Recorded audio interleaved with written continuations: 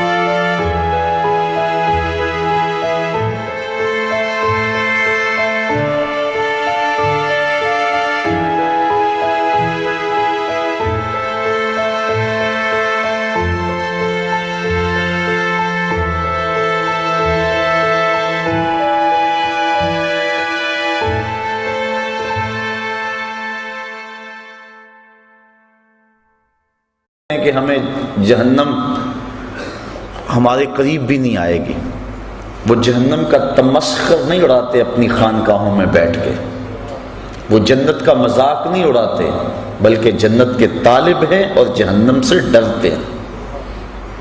حضور علیہ السلام سے بڑھ کر اللہ کا قرب رکھنے والا کون تھا؟ لیکن حضور بھی جہنم سے پناہ مانگتے رہے۔ اللہ اکبر۔ تو وہ اہل اللہ کی نشانیاں بیان فرمائی جا رہی ہیں۔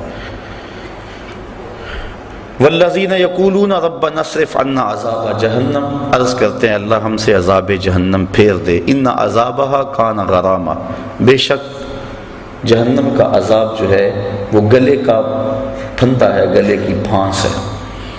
انہا ساعت مستقرا و مقاما، بے شک وہ بہت ہی بری ٹھہرنے کی جگہ، بہت ہی بری۔ حضرت مجدد الفسانی رحمۃ اللہ تعالی علیہ فرماتے ہیں مکتوبات کے اندر، فرماتے ہیں جنت اللہ کی رضا کا مظہر ہے اور جہنم اللہ کے قہر و غضب کا مظہر ہے۔ اللہ جس پہ راضی ہوگا اس کو جنت میں بھیجے گا اور جس پہ ناراض ہوگا اس کو جہنم میں بھیجے گا۔ اس لیے جہنم سے پناہ مانگنا اللہ کی ناراضگی سے پناہ مانگنا ہے، اور جنت کا مطالبہ اور آرزو کرنا اللہ کی رضا چاہنا ہے۔ تو وہ کہتے ہیں اللہ ہمیں جہنم کے عذاب سے بچا لے، یہ بہت ہی بری پلٹ کے جانے کی جگہ ہے۔ والذین اذا انفقوا لم یسرفوا ولم یقتروا وکان بین ذلک قواما، اور وہ جب خرچ کرتے ہیں تو حد سے نہیں بڑھتے، فضول خرچی نہیں کرتے، ولم یقتروا، اور نہ ہی وہ تنگی کرتے ہیں، جہاں ضرورت ہوتی ہے وہاں ہاتھ دباتے بھی نہیں، وہاں کھل کے خرچ کرتے ہیں، اور جہاں وکان بین ذلک قواما، اور یہ دونوں کے درمیان اعتدال کے راستے پہ رہتے، یعنی بے تحاشا خرچ بھی نہیں کرتے اور بخل بھی نہیں کرتے۔ اتنا خرچ کرنا کہ کنگال ہو جائے اور بعد میں قرض چڑھ جائے۔ جو اہل اللہ ہیں ان کی علامت یہ ہوتی ہے کہ وہ اپنی چادر کو دیکھ کر پاؤں پھیلاتے ہیں، چادر سے زیادہ پاؤں نہیں پھیلاتے۔ اور حضور نے فرمایا کہ تم خرچ میں میانہ روی اختیار کر لو، کبھی فقیر نہیں ہوگے۔ سبحان اللہ، اللہ اکبر۔ تو فرمایا والذین اذا انفقوا لم یسرفوا ولم یقتروا، جب وہ خرچ کرتے ہیں تو حد سے نہیں بڑھتے، ولم یقتروا، اور نہ ہی تنگی کرتے ہیں، وکان بین ذلک قواما، اور وہ اس کے درمیان اعتدال کی راہ پہ رہتے ہیں۔ والذین لا یدعون مع اللہ الہا آخر، اور وہ اللہ کے علاوہ کسی دوسرے کو معبود نہیں بناتے، کسی کو نہیں پوجتے، ان کی پرستش اللہ کے حضور ہوتی ہے، اللہ کے علاوہ وہ کسی کی پوجا نہیں کرتے۔ بلکہ میرے شاہ نقشبند بخاری رحمۃ اللہ تعالی علیہ فرماتے ہیں متکبر سے تکبر کرنا صدقہ ہے۔ جب کوئی چھاتی تانے اکڑ اکڑ کے آ رہا ہو اس کو جھک کے سلام نہ کرو، یہ تو اس کے تکبر کو بڑھانے والی بات ہے۔ اس لیے وہ زمین پہ اکڑ اکڑ کے چل رہا ہے تو فرمایا اس متکبر سے پہلو تہی کرنا، اکڑنے والے کے ساتھ تکبر کرنا صدقہ کہلاتا ہے۔ یعنی اللہ کے علاوہ ان کے سینے میں کسی اور کا خوف اور ڈر موجود نہیں ہے۔ وہ جو نماز میں کہتے ہیں نا وَنَخْلَعُ وَنَتْرُكُ مَن يَفْجُرُكُ، وہ صرف نماز میں نہیں کہتے، ان کا عملی نمونہ بھی ہوتے ہیں۔ اللہ کے علاوہ کسی کے حضور سر نہیں جھکاتے، چاہے جتنا مرضی بڑا فرعون کیوں نہ ہو، وہ کسی کے سامنے سر نہیں جھکاتے۔ وَلَا يَقْتُلُونَ النَّفْسَ الَّتِي حَرَّمَ اللَّهُ إِلَّا بِالْحَقِّ، اور جس جان کو اللہ تعالیٰ نے حرام کیا اس کو قتل نہیں کرتے، قاتل نہیں ہوتے۔ وہ تو بڑے نرم دل ہوتے ہیں، وہ تو شاخ سے پھول بھی توڑے تو ان کا دل دکھتا ہے، کوئی بھی توڑے، وہ تو اس قدر حساس ہوتے ہیں، قتل کے حادثے سے کم تو نہیں، شاخ سے گل کا جدا ہونا۔ وہ تو اس بات کا بھی احساس رکھتے ہیں، وہ تو کسی کو تکلیف بھی نہیں دیتے، کسی کا حق غصب نہیں کرتے، جائے کہ کسی کو قتل کر دیں۔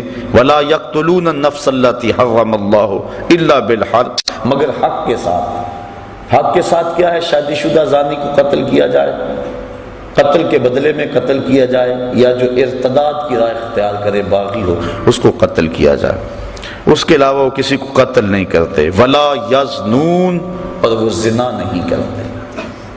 نہ ان کی نظر زنا کرتی ہے، نہ ان کی سوچیں زنا کرتی ہیں، نہ ان کے خیال زنا کرتے ہیں، اور نہ ان کے اعضائے بدنیاں زنا کرتے ہیں۔ وہ پاکیزہ ہوتے ہیں، تبھی تو اللہ کا قرب پاتے ہیں۔ اللہ کا قرب وہی پائے گا جو من کا ستھرا ہوگا، اور جس کے من پہ ایسے داغ اور گند لگے ہوں گے وہ اللہ کا قرب کیسے پائے گا؟ اس لیے ان کی نشانی بیان فرما دی، ولا یزنون، اور وہ زنا نہیں کرتے، اس فعل کبھی میں مرتکب نہیں ہوتے۔ اور حدیث میں آتا ہے جب زانی زنا کرتا ہے تو اس سے ایمان نکل جاتا ہے، بدترین فعل ہے، اور قرآن مجید نے اس کو کھلی بے حیائی کہا۔ تو جو اہل اللہ ہیں وہ اس فعل کبھی کے اندر کبھی بھی مبتلا نہیں ہوتے، اور صرف زنائے معروفہ ہی نہیں بلکہ ان کی نظر بھی بچتی۔ حضرت امام محمد بن حسن الشیبانی امام اعظم ابو حنیفہ کے پاس پڑھنے کے لیے آئے۔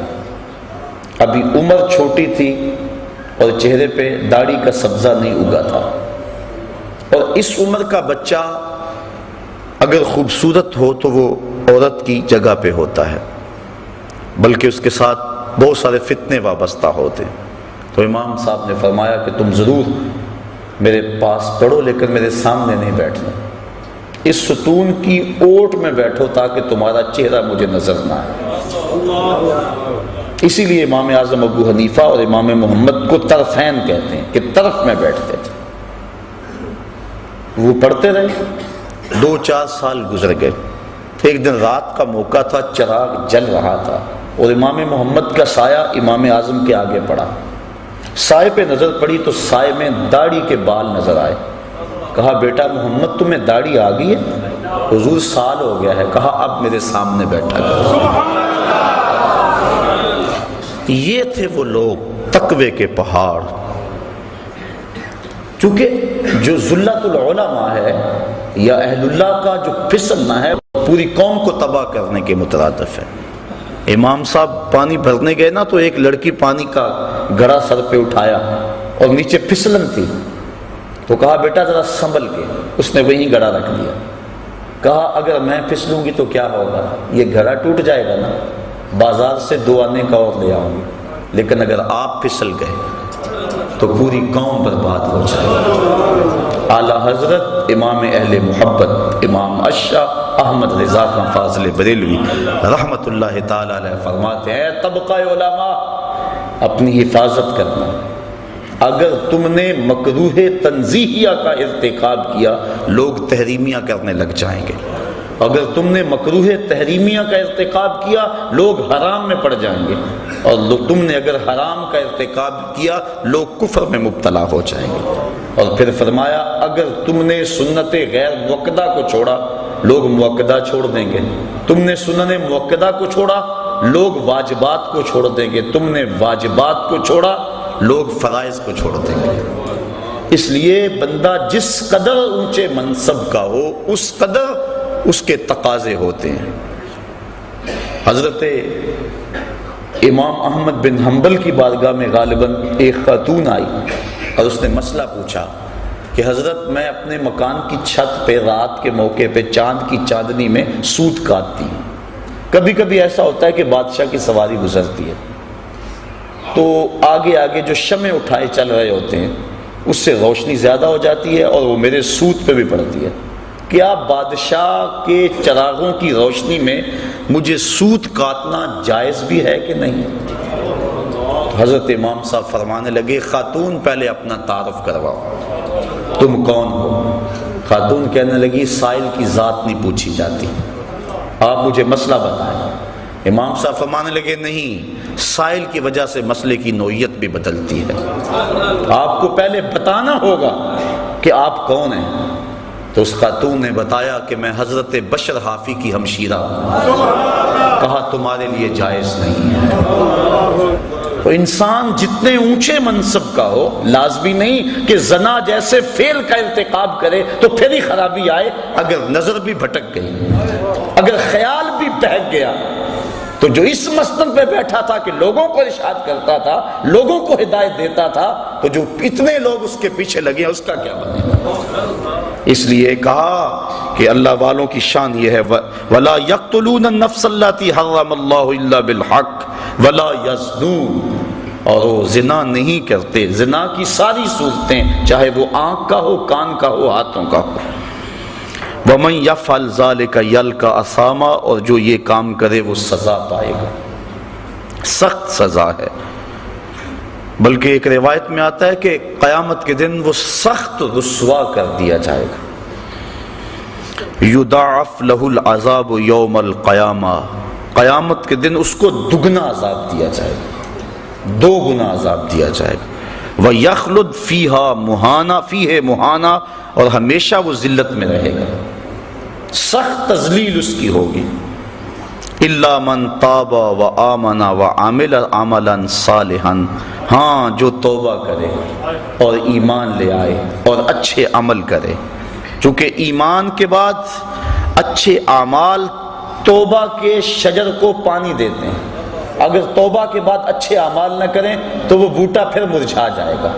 بار بار توبہ کی، 2 لفظوں میں توبہ توبہ استغفر اللہ پڑھ لیا، وہ ایسا ہی ہوتا ہے کہ بس کے اندر جا رہے ہیں، سفر کرتے ہیں، آگے ایکسیڈنٹ ہوا ہے، لاشیں بکھری پڑی ہیں، 2 منٹ کے لیے ڈرائیور بھی بند کر لیتا ہے ٹیپ کو، گانے بند کر لیتا ہے، توبہ توبہ ساری بس کرتی ہے، لیکن ابھی آدھا کلومیٹر نہیں گزرتا پھر ٹیپ کا بٹن آن، اور پھر سب وہی لچھن ہوتے ہیں۔ یہ توبہ نہیں ہوتی۔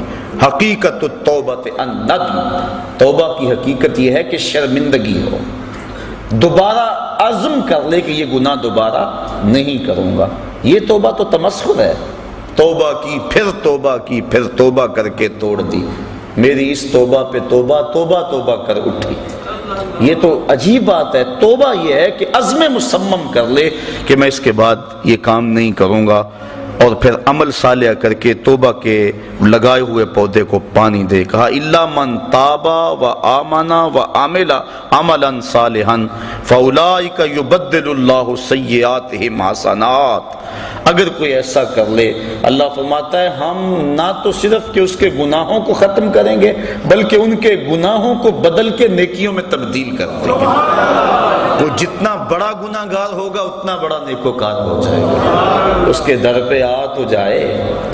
اگر کسی محکمے کے اندر کوئی ایسا کام ہو جائے، محکمے کا آفیسر معطل کر دے یا کوئی اور ایسی سزا دے دے تو بعد میں وہ معاف بھی کرتے، لیکن ریکارڈ تو خراب ہو جاتا ہے نا، ترقی تو رک جاتی ہے کہ اتنا کچھ اس کے رجسٹر کے اندر، اس کی فائل کے اندر لکھ دیا گیا ہے، لیکن اللہ تعالیٰ اس فائل کو کتنی عزت دیتا ہے۔ یہ نہیں ہوتا کہ اب اس کی ترقیاں رک جائیں، توبہ کر کے تو دیکھے، سچی توبہ کر کے تو دیکھے، بلکہ جتنا بڑا گناہ گار ہوگا اتنا بڑا نیکوکار بن جائے۔ اللہ اکبر۔ فاولئک یبدل اللہ سیئاتہم حسنات، ہم اس کی بدیوں کو نیکیوں میں تبدیل کر دیتے۔ حضرت عمر فاروق رضی اللہ تعالیٰ عنہ آ رہے تھے، ایک آدمی نے ہاتھ میں شراب کی بوتل پکڑی تھی، دیکھا کہ اچانک گلی کے موڑ سے حضرت عمر فاروق آئے، وہ ڈر گیا، جلدی سے بغل میں چھپا لی اور سچی توبہ کر لی، مالک آج عمر کے قہر سے بچا لے، آج کے بعد میں شراب نہیں پیوں گا۔ اب حضرت عمر فاروق نے اس کو بوتل چھپاتے ہوئے دیکھ لیا تھا، جب قریب آئے درہ لہرایا، کہا کیا ہے تیرے پاس؟ کہنے لگا حضور سرکہ ہے۔ کہا نکالو، جب نکالا دیکھا تو واقعی سرکہ تھا۔ اگر کوئی سچی توبہ کر لے تو اللہ گناہوں کو بدل کے نیکیوں میں تبدیل کر دیتا۔ یہ دکھا دیا کہ جو شراب کو سرکے میں بدل سکتا ہے وہ گناہوں کو نیکیوں میں نہیں بدل سکتا۔ اس کے در پہ آ کے تو دیکھو، جھولی پھیلا کے تو دیکھو۔ اللہ اکبر۔ حدیث میں آتا ہے قیامت کے دن ایک شخص کو نامہ اعمال پڑھنے کا کہا جائے گا، وہ نامہ اعمال پڑھے گا، اور جو بڑے بڑے گناہ ہوں گے ان کو وہ چھوڑ دے گا، صرف نظر کرے گا، شرم کی وجہ سے، شرمندگی کی وجہ سے ان کو نہیں پڑھے گا، اور چھوٹے چھوٹے گناہ پڑھتا چلا جائے گا۔ جب وہ نامہ اعمال مکمل کر لے گا تو اللہ تعالیٰ فرمائے گا میرے بندے میں نے اپنے فضل سے تیرے گناہوں کو بدل کے نیکیوں میں تبدیل کر دیا۔ اس کو تو توقع اور تھی لیکن کام اور بن گیا۔ اب وہ کہتا یا اللہ ابھی تو میرے بڑے بڑے گناہ رہتے ہیں، فضاحك النبی صلی اللہ علیہ وسلم حتی بدت نواجزہ، حضور اس حدیث کو بیان کرتے کرتے اتنے مسکرائے کہ حضور کی داڑھیں لوگوں کو نظر آنے لگی، کہ پہلے بڑے بڑے گناہ چھپاتا جاتا ہے، ان کو پڑھتا نہیں ہے، اور جب اللہ نے کہا میرے بندے میں نے بدل دیے، نیکیوں میں تبدیل کر دیے، وہ کہتا ہے اللہ ابھی تو بڑے بڑے رہتے ہیں میرے گناہ جو میں نے ابھی پڑھے۔ اللہ اکبر، تو اس کے حضور کوئی آ کے تو دیکھے، جھولی پھیلا کے تو دیکھے، وہ یہ نہیں دیکھتا اس نے گناہ کتنے کیے۔ فرشتوں کہتا ہے فرشتوں گواہ ہو جاؤ، میرا بندہ آخر میرے در پہ آیا ہے نا، اور کوئی در ہوتا تو جاتا وہاں۔ ایک شخص مسجد نبوی کے کونے میں دعا مانگ رہا تھا، اور لفظ کیا تھے؟ اللہم انی اسألک بانک انت اللہ لا الہ الا انت، مالک میں تجھ سے اس لیے مانگتا ہوں کہ تو میرا اللہ ہے، تیرے علاوہ میرا ہے بھی تو کوئی نہیں نا کہ جس کی چوکھٹ پہ جاؤں۔ حضور نے سنا، کہا وہ جو کونے میں بیٹھ کے دعا مانگ رہا ہے اس کو بشارت دے آؤ کہ تمہاری دعا اللہ نے قبول کر لی۔ جب بندہ اس کے حضور آتا ہے، فرمایا اگر کوئی آئے ہم گناہوں کو بدل کے نیکیوں میں تبدیل کر دیتے ہیں۔ وَقَانَ اللَّهُ غَفُورًا رَحِيمًا، اللہ بخشنے والا اور مہربان ہے۔ بخشش اس نے مانگی اور اپنی طرف سے اضافی رحمت اس کے اوپر ڈالی اور اس کے گناہوں کو بدل کے نیکیوں میں تبدیل کر دیا۔ وَمَن تَابَ وَعَمِلَ صَالِحًا، اور جس نے توبہ کی اور نیک اعمال کیے، فَإِنَّهُ يَتُوبُ إِلَى اللَّهِ مَتَابًا، بے شک وہ اللہ کی طرف رجوع آیا جیسا کہ رجوع آنے کا حق تھا۔ وَالَّذِينَ لَا يَشْهَدُونَ الزُّورَ، اللہ والوں کی ایک اور نشانی بیان فرمائی کہ یہ وہ لوگ ہیں جو جھوٹی گواہی نہیں دیتے، جھوٹ نہیں بولتے، ان کی زبان پہ سچ ہوتا ہے۔ اللہ اکبر۔ وَإِذَا مَرُّوا بِاللَّغْوِ مَرُّوا كِرَامًا، اور جب کسی بیہودہ جگہ سے گزرتے ہیں تو اپنی عزت سنبھال کے گزر جاتے ہیں، کسی بری جگہ پہ ٹھہرتے بھی نہیں۔ حضور علیہ السلام نے فرمایا تہمت کی جگہوں سے بچو، اپنی آبرو کی حفاظت کرتے ہیں، کسی ایسی جگہ پہ رکتے بھی نہیں۔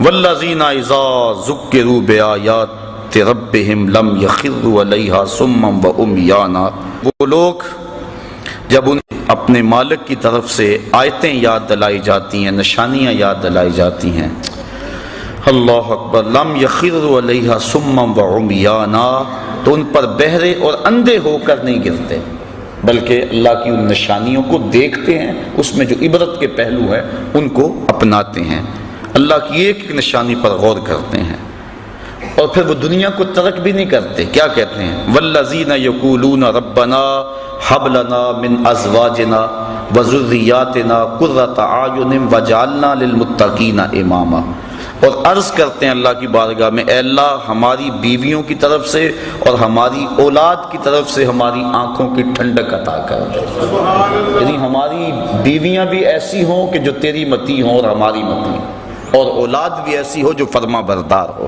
اور ہمیں آنکھوں کی ٹھنڈک ان کی طرف سے نصیب ہو جائے۔ آنکھوں کی ٹھنڈک سے مراد کہ خوشی نصیب ہو۔ علماء نے بیان فرمایا ہے کہ جب غم میں آنسو نکلتے ہیں تو وہ گرم ہوتے ہیں، اور جب خوشی سے آنسو کو خوشخبری سن کے نکلے تو وہ ٹھنڈے ہوتے ہیں۔ اس لیے یہ کہنا قرۃ اعین کا لفظ عرب میں جو رواج ہے تو اس کا مطلب یہ ہے کہ تجھے خوشیاں ملیں، تجھے غم نہ پہنچیں، تو وہ یہ دعا کرتے ہیں اللہ اولاد کی طرف سے ہمیں ٹھنڈک ہی پہنچے، اولاد کی طرف سے غم نہ ملے۔ وَجَعَلْنَا لِلْمُتَّقِينَ إِمَامًا، اور ہمیں پرہیزگاروں کا پیشوا بنانا، امام بنانا، نہ صرف کہ ہمیں پرہیزگار بنانا بلکہ ہمیں پرہیزگاروں کا بھی امام بنا دے۔ وہ دعا کرتے ہیں اولئک یجزون الغرفۃ بما صبروا ویلقون فیہا تحیۃ وسلاما، کہا ان کو جنت کا سب سے اونچا بالا خانہ انعام ملے گا، بدلہ ان کے صبر کا، دنیا پہ صبر کیا، دکھوں پہ، مصیبتوں پہ، عبادات پہ صبر کیا، وَيُلَقَّوْنَ فِيهَا تَحِيَّةً وَالسَّلَامًا، اور وہاں ان کو سلامیاں دیے جائیں گی اور ان کے پیشوائی ہوگی۔ جب جنت میں داخل ہوں گے تو فرشتے ان کو سلام کریں گے کہ تم نے دنیا کے اندر اللہ جل شانہ کی رضا کے لیے اپنی زندگی گزاری، آج ہمارا سلوٹ اور ہمارا سلام قبول کرو۔ تو قرآن مجید نے یہ ان لوگوں کی نشانیاں بیان کی جو اللہ والے ہیں۔ اب دیکھیں ہم کس طرح کا ذہن بنائے پھرتے ہیں. اللہ والا کون ہوتا ہے؟ اب اللہ تعالیٰ نے قرآن مجید کے اندر جو ہے وہ اللہ والوں کی نشانیاں بیان کی. ان کی چال بھی وقار والی ہوتی ہے، ان کا لباس بھی وقار والا ہوتا ہے، ان کا اٹھنا بھی، بیٹھنا بھی، گزرنا بھی، چلنا بھی، اور ان کی دعائیں اور التجائیں اللہ کے حضور دیکھ لیں. آقا کریم سے بھی صحابہ نے پوچھا کہ حضور جن اولیاء کا آپ تذکرہ کرتے ہیں تو ان کی نشانیاں کیا ہیں؟ ایک نشانیاں یہ بیان فرمائی گی سورہ فرقان میں. تو حضور سے بھی سوال کیا گیا، ابن مردویہ میں بیان کیا، حکیم ترمذی نے بیان کیا، امام غازی نے بیان کیا. حضور علیہ السلام سے پوچھا گیا کہ حضور ہم اہل اللہ کو اگر تلاش کرنا جائیں تو ان کی نشانی کیا ہے؟ فرمایا اذا رؤوا ذکر اللہ، اللہ والوں کی نشانی یہ ہے جب ان کے پاس بیٹھو، انہیں دیکھو، تمہیں خدا یاد آ جائے، ان کو دیکھ کر خدا کی یاد آ جائے، یعنی دین کی طرف تمہاری رغبت پیدا ہونے لگے اور برائیوں سے تمہیں نفرت ہونے لگے. جس شخص کی صحبت میں تمہیں دنیا سے دوری اور آخرت کی قربت اور اللہ رسول کا پیار نصیب ہونے لگے، سمجھ لو اس کا سینہ ولایت کے نور سے منور ہے. تو حضرت غوث اعظم سیدنا شیخ عبد القادر جیلانی رحمۃ اللہ تعالی علیہ کے حوالے سے جو مجھے تاکید بھی تھی، آپ نے اہل اللہ کی بالخصوص جو مسند مشیخیت کے اوپر بیٹھے ان کی 12 نشانیاں بیان کی. آپ فرماتے ہیں کوئی اس وقت تک قابل نہیں ہوتا اس بات کے کہ وہ لوگوں کو رشد و ہدایت کرے اور لوگوں کو اپنے زیر تربیت رکھے جب تک وہ 12 خوبیوں کا حامل نہ ہو. وہ کون کون سی 12 خوبیاں؟ فرمایا 2 خوبیاں اس میں اللہ تعالی والی ہیں. ایک اللہ کی صفت ستار کا مظہر ہو، ایک صفت غفار کا مظہر ہو، یعنی پردہ پوش ہو. چغل خور اللہ کا ولی نہیں ہوتا. دیکھو مرید نے تو سارے دکھڑے بیان کرنے ہوتے ہیں، گھر کی بات بھی کہنی ہے، بیوی کی بات بھی کہنی ہے، بچوں کی بات بھی کہنی ہے، سارے دکھڑے اس کے سامنے رکھنے ہیں. اور اگر اس کا سینہ اتنا بڑا نہیں ہے، کشادہ نہیں ہے، وہ دوسرے کو بتاتا پھرے گا ایک سے سن کر، تو پھر اس سے کہنے کا فائدہ کیا؟ بلکہ دانشمند تو لوگ کہتے ہیں جس کو راز کی بات بتا کر یہ کہنا پڑے جناب اسے راز رکھنا، تو اس کو راز کی بات بتانی نہیں چاہیے، اسے خود پتا ہونا چاہیے یہ بات راز والی ہے کہ نہیں ہے. تو یہ طریقت کا رکن ہے کہ پردہ پوشی کی جائے. بلکہ آپ دیکھتے ہیں طریقت میں ایک بہت بڑا نام ہے حضرت حاتم اسم کا. اسم کہتے ہیں جو کانوں سے بہرا ہو. حضرت حاتم رحمۃ اللہ تعالی علیہ کانوں سے بہرے نہیں تھے، لیکن انہیں پھر بھی بہرا کہا جاتا کیوں؟ اس کی وجہ یہ کہتے ہیں کہ حضرت حاتم کی مجلس میں ایک خاتون آئی، اس نے اپنا کوئی دکھڑا کہنا تھا، کوئی حاجت کہنی تھی. دوران گفتگو اس کی ری خارج ہوگی، ہوا خارج ہو گئی. اس کو بڑی شرمندگی ہوئی کہ اتنے بڑے بزرگ اور میری ہوا خارج ہوئی، تو وہ شرم میں ڈوبی جا رہی تھی. حضرت حاتم اس کی خفت مٹانے کے لیے یوں کان پہ ہاتھ رکھ کے کہتے ہیں ذرا اونچی بولو. اس کو تاثر یوں دیا کہ میں بہرا ہوں اور میں نے وہ نہیں سنا جس سے تجھے شرمندگی ہو. پھر جب تک زندہ رہے بہرے بنے رہے کہ اس عورت کو جب بھی پتا چلے گا اسے شرمندگی ہو. یہ تھا فقر، یہ تھی درویشی، اور یہ تھے اللہ والوں کے اخلاق. آج تو چغلیاں کرتے پھرتے ہیں اور مسند ارشاد پہ براجمان. اللہ کی صفت ستار کا مظہر ہو. دوسری خوبی اللہ کی صفت غفار کا مظہر، بخش دینے والا، دل میں گرا باندھنے والا. چونکہ دوران سلوک سالک سے بڑا کچھ سرزد ہوتا ہے، وہ بیچارہ زیر تربیت ہوتا ہے، اس کی کسی بات کو دل پہ لگا لے اور گرا باندھ لے تو پھر کیسے تربیت ہوگی؟ تو اللہ کی صفت غفار کا مظہر ہو، معاف کر دینے والا، جس طرح وہ معاف کر دیتا ہے. 2 صفتیں اس میں حضور نبی رحمت صلی اللہ علیہ وسلم والی ہوں. ایک رفیق ہو، دوسرا شفیق ہو. رفاقت کے حق کو جانتا ہو اور شفقت کا پیکر ہو. تنگ دل نہ ہو. اللہ تعالیٰ نے اپنے محبوب کے بارے میں فرمایا لو کنتا فظا غلیظ القلب لانفضوا من حولک. محبوب آپ اگر ترش روح ہوتے، تنگ مزاج ہوتے، ماتھے پہ تیوریاں لانے والے ہوتے، اتنے لوگ تیرے گرد جمع تو نہ ہوتے۔ یہ تو تیرے خلق کی بات ہے کہ اتنے لوگ تیری راہوں کے مسافر بنے ہوئے۔ شفیق و شفقت کرنے والا ہو، اپنے سالکین سے، مریدین سے، ان سے جو ہے وہ چڑ نہ کھا جائے، جلدی اکتا نہ جائے۔ آنے والے تو آتے ہیں اور ان سے دکھڑے سنانے ہوتے ہیں، جلدی جلدی دروازے بند نہ کر لے، بلکہ سنیں ان کے دکھڑے۔ آقا کریم صلی اللہ علیہ وسلم تشریف فرما تھے، ایک بڑی آئی، اس نے حضور کو اشارہ کر کے بلایا، آقا کریم دروازے پہ بات سننے کے لیے چلے گئے۔ حضرت عمر فاروق کہتے ہیں ہمیں بڑا عجیب لگا لیکن کہہ کچھ نہ سکے کہ حضور خود گئے۔ کہا کہو کیا کہا، کہنا ہے، کہا میں نے آپ سے کوئی باتیں کرنی، کہا کرو، کہا یہاں نہیں کرنی، کہاں کرنی ہے؟ مسجد نبوی سے بعد کھلی جگہ تھی، کہا وہاں کرنی۔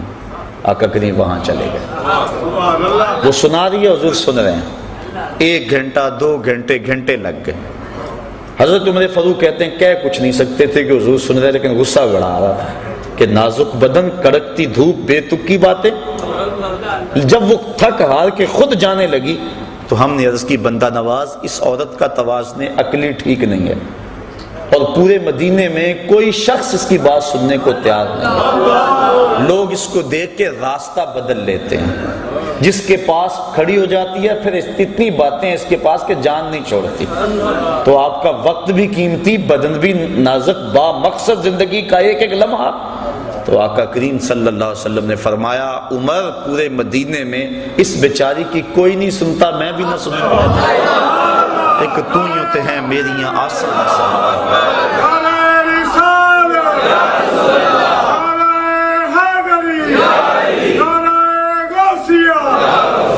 یہ جو دھکے دیتے پھرتے نا مریدوں کو، پیچھے ہٹ جاؤ پیچھے ہٹ جاؤ، پیر صاحب کا مزاج بڑا نازک ہے، پیچھے ہٹ جاؤ۔ وہ کیسا پیر ہے جو مرید کو کہ دکھڑے بھی نہیں سن سکتا، اس کو دلدار مان لیا جو دل بر ہی نہیں ہے، اس کو دل دے دیا جو دل کی کیفیت ہی نہیں جانتا۔ فلک نے بخشی ہے ان کو خواجگی جو جانتے نہیں روش بندہ پروری کیا ہے۔ جس کو دل دینا ہے پہلے دیکھو تو صحیح دلدار بھی ہے کہ نہیں۔ تمہارے دکھڑے بھی نہیں سنتا، حالت تو اس نے بعد میں کرنے ہیں، دکھڑے سنے تو صحیح، تمہاری ڈھارس تو بندائے۔ اللہ اکبر۔ تو شفیق ہو، رفیق ہو، کتنی شفقت۔ سنیے حضور ارشاد فرماتے ہیں لو تدخلو شوقۃ فی رجل احدکم لوجدت علمها، میرے امتی تیرے پاؤں میں کانٹا چبھے نا تو اس کی تکلیف مجھے ہوتی ہے۔ اگر پیر مرید سے اتنی ہمدردی نہیں رکھتا تو پھر نظام خانقاہی سوائے کاروبار کی اور کچھ نہیں ہے۔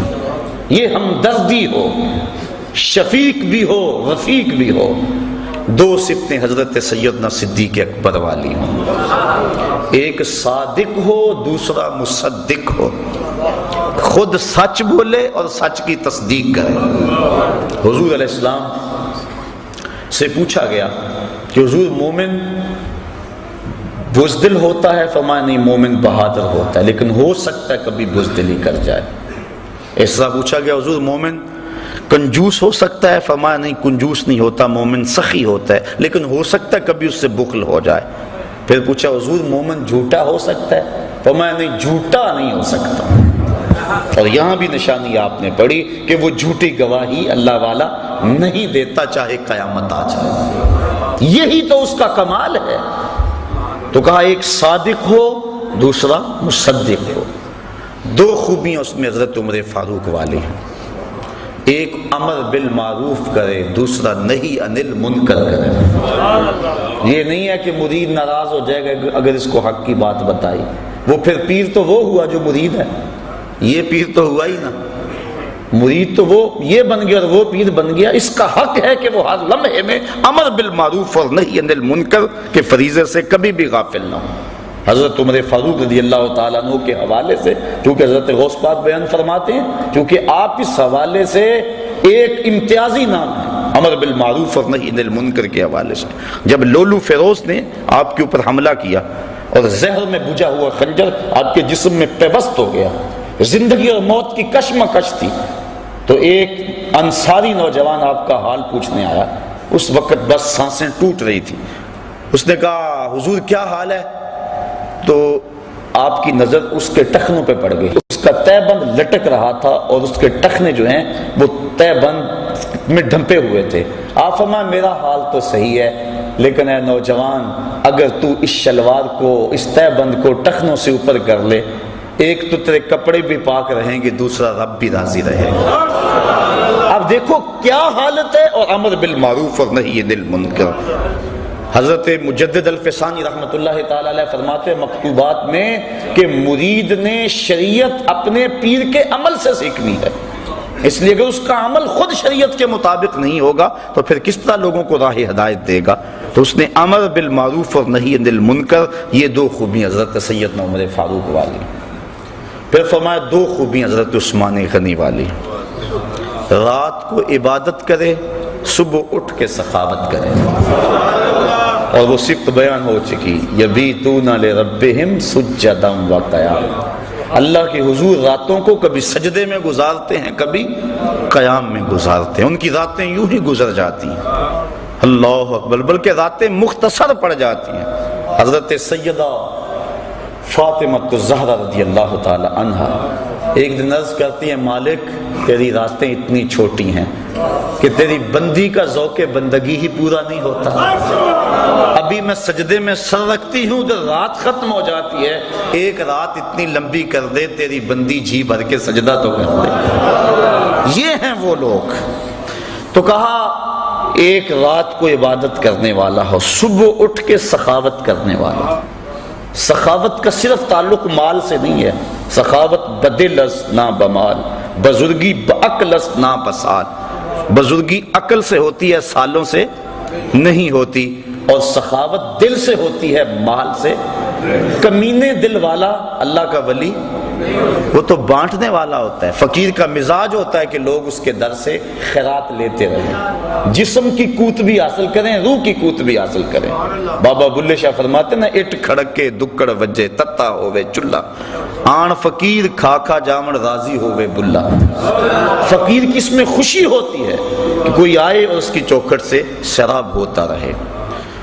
کہا دو خوبیاں اس میں حضرت سیدنا علی المرتضی رضی اللہ تعالی عنہ والے، ایک عالم ہو، دوسرا بہادر ہو.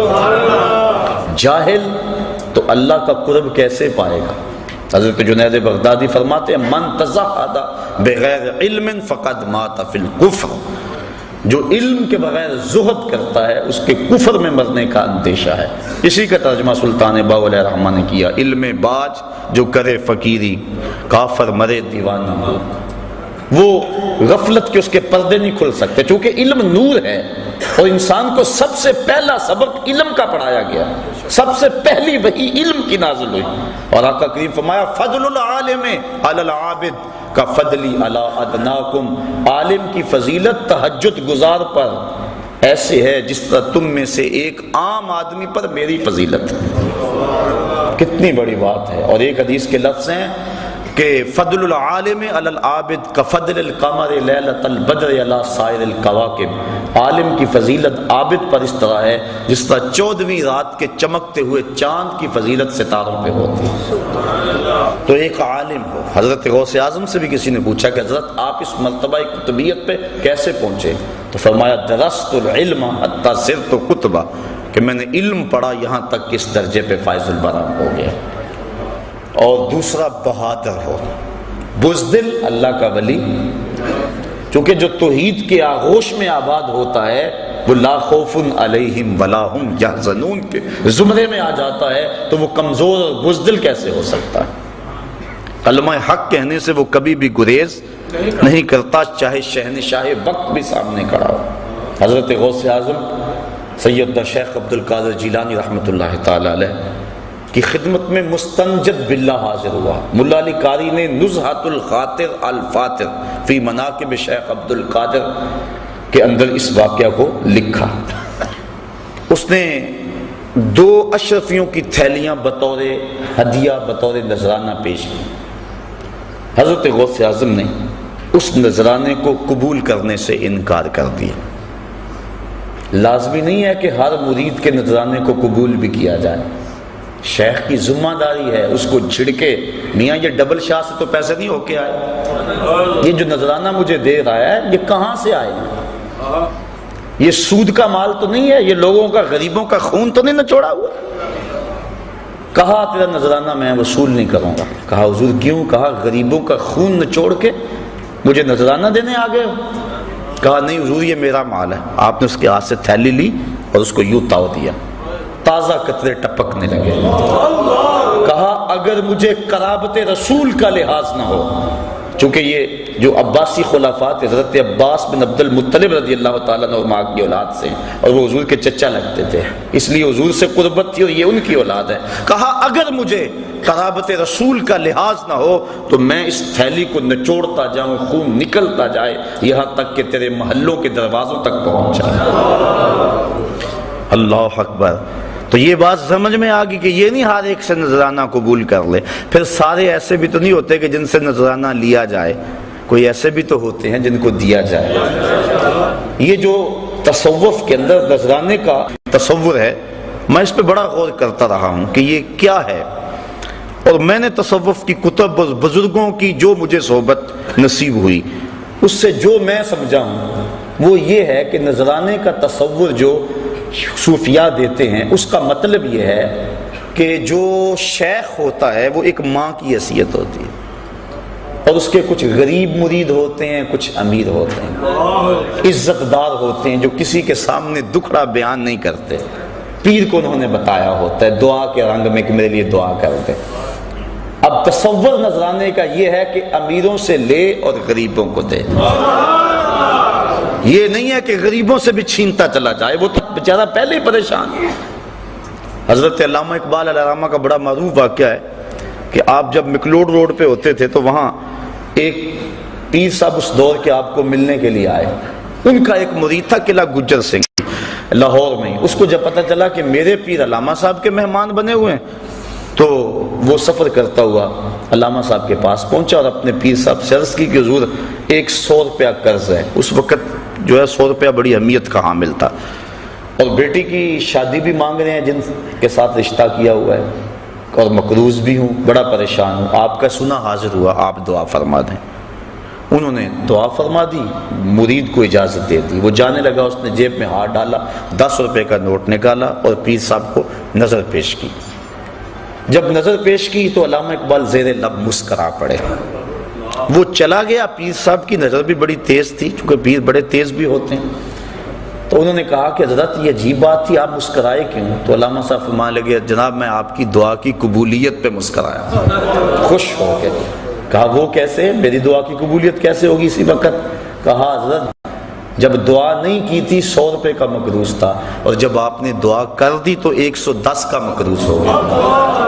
وہ بیچارہ تو ضرورت مند ہے اور دکھڑا سنا رہا ہے، بلکہ میں تو کہا کرتا ہوں کہ 2-3 مرتبہ جو آ کے دعا کا کہے اور کہے جناب قرض نہیں اترتا، وظیفہ بتاؤ، کوئی تعویذ لکھ دو، اگر پیر صاحب ثروت ہو تو اسے خود ہی خیال ہونا چاہیے کہ جو بار بار کہہ رہا ہے اس کا مطلب کیا ہے۔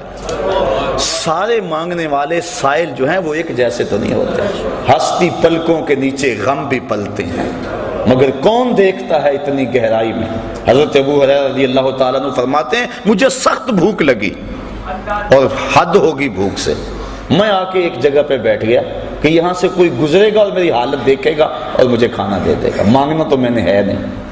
کہ حضرت ابو بکر صدیق گزرے، میں نے ایک آیت کے بارے میں پوچھا، انہوں نے بتا دیا اور چلے گئے۔ میں نے کہا میرا مسئلہ تو حل نہ ہوا۔ پھر حضرت عمر فاروق آئے، میں نے پھر ایک قرآنی آیت کے بارے میں پوچھا، انہوں نے بتایا اور چل دیے۔ پھر دل و قلب و نگاہ کا مرشد اولین آ گیا۔ میں نے حضور سے مسئلہ پوچھا، آقا کریم نے دیکھا اور مسکرا کے کہنے لگے ابو ہریرہ بھوک لگی؟ میں نے کہا ہاں حضور مجھے بھوک لگی۔ کہا میرے ساتھ آ جاؤ۔ اللہ اکبر۔ آگے وہ حدیث واقعہ طویل ہے، آپ نے سینکڑوں بار سنا کہ دودھ کا ایک پیالہ تھا۔ ابو ہریرہ کہتے ہیں کام بن گیا، لیکن کہا جب باقیوں کو بھی بلا لاؤ۔ 70 بندے تھے بیٹھے جو صفہ کے چبوترے پہ تھے۔ کہا میں بلا کے لے گیا، دل میں تھا کہ اب تو دودھ کا پیالہ گونٹ گونٹ بھی نہیں آئے گا، لیکن جب پہلے نے پیا ختم نہ ہوا میری ڈھارس بند گئی۔ میں نے کہا حوض کوثر کی نہروں سے کنیکشن جڑ گیا، کام بن گئے، برکت آ گئی۔ 70 نے پیا، پھر کہا ابو ہریرہ تم پیو، میں نے پیا، کہا اور پیو، میں نے پیا، کہا اور پیو، کہا حضور اب تو بس ہو گئی۔ پھر حضور نے نوش جان کیا۔ میرے استاذ المکرم فرمایا کرتے تھے کہ یہ تو بیان کرتے ہو اور اس بات سے لطف لیتے ہو، اور صحیح لطف والی بات ہے کہ ایک پیالہ 70 کے لیے کافی ہو گیا، لیکن یہ بھی تو دیکھو 70 کا جھوٹا کونین کا سردار پی رہا، 70 آدمیوں کا جھوٹا دو جہاں کا سردار پی رہا۔ تو بات چل رہی تھی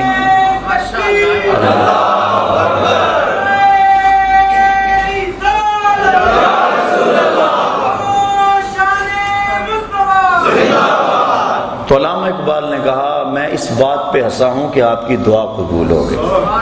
تو پھر اس وقت اقبال نے دکھ سے کہا تھا کہ نذرانہ نہیں سود ہے پیران حرم کا، نذرانہ نہیں سود ہے پیران حرم کا، ہر خرقہ سالوس کے اندر ہے مہاجن، ہم کو تو میسر نہیں مٹی کا دیا بھی، گھر پیر کا بجلی کے چراغوں سے ہے روشن، کم باذن اللہ جو کہہ سکتے تھے رخصت ہوئے، رہ گئے قبروں پہ مجاور اور گور کن، میراث میں آئی ہے مسند ارشاد ان کو، زاغوں کے تصرف میں عقابوں کا نشیمن، نذرانہ نہیں سود ہے پیران حرم کا، ہر خرقہ سالوس کے اندر ہے مہاجن، شہری ہو دیہاتی ہو مسلمان ہے سادہ، بتوں کی طرح پجتے ہیں کعبے کے برہمن۔ تو پیر تو دکھ درد کا ساجی ہے، وہ تو روح کی غذا دینے والا ہے، وہ مانگت تو نہیں ہے۔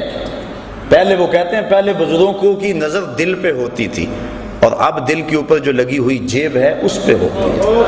جو امیر ہوتا ہے، امیر بھی جان رہے ہوتے ہیں کہ یہ ہمارے ساتھ کیا ہو رہا ہے، اس کو اندر لے جایا جاتا ہے اور حجرے خاص میں بٹھایا جاتا ہے، اور جو غریب ہوتا ہے اس کو کہتے ہیں تو اس درخت کے پاس بیٹھ جا اور 1.25 مرتبہ یا حیو یا قیوم پڑھ، اور وہ کہتا ہے مجھے حضرت صاحب نے وظیفہ بتایا ہو میں اس لیے یہاں بیٹھا ہوا ہوں، وہ تو تجھے اپنے سے جو پیچھے ہٹا رہے ہیں۔ تو یہ کیا ہو گیا ہے؟ یہ دکھڑے ہیں، یہ تمسخر نہیں کر رہا میں، یا جو ہے وہ محض آپ کو خوش کرنے کے لیے نہیں، یا کسی مخصوص شخص کے اوپر کوئی تنقید نہیں ہے۔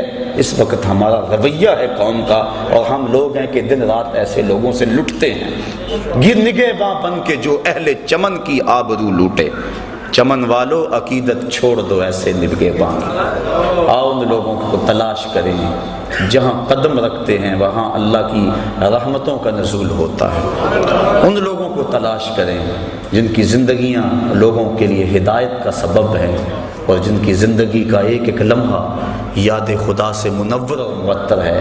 ایسا نہیں ہے کہ ایسے لوگ ہیں نہیں، بعض تو کہتے ہیں میں تو ڈھونڈتا رہا مجھے تو ملا ہی کوئی نہیں، پتہ نہیں تو نے کہاں سے ڈھونڈا ہے۔